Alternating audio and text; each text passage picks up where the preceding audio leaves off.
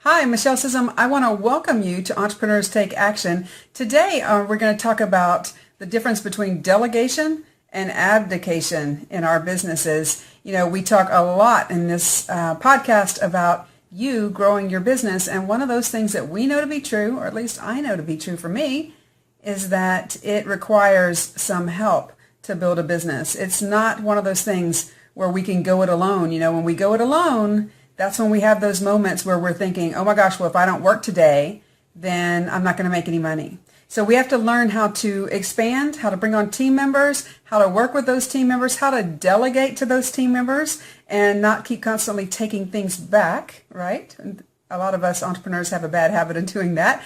Maybe I should just talk for myself. Okay, so we're going to learn how to delegate to our teams, but there's a big difference between delegation and abdication. And I was just reading a book this weekend that I was recently given. It's a great little book. If you haven't read it, it's called Anything You Want, 40 Lessons for a New Kind of Entrepreneur, and it's by Derek Sivers, S-I-V-E-R-S.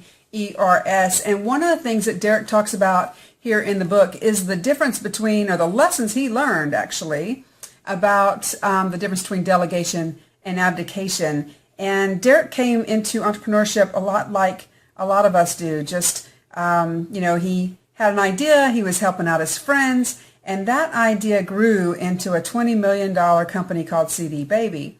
And along the way, he wanted his company to stay, with that little homey, friendly feel.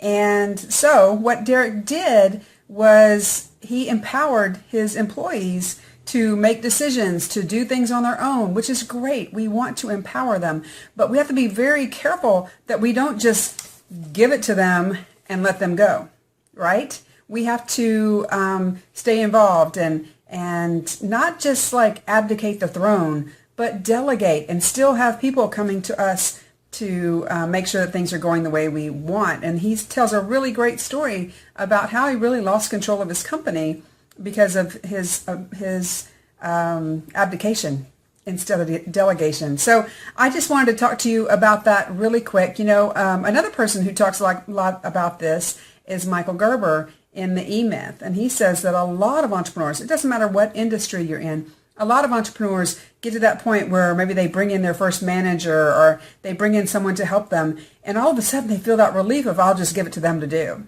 right? And when we just give it to them to do, and they're not reporting back to us often, or maybe we're just not even, we don't even want to come in and deal with things at certain points. It happens to all entrepreneurs. So I just wanted to talk to you about it real quick. I want you to take a look at the people who are working for you.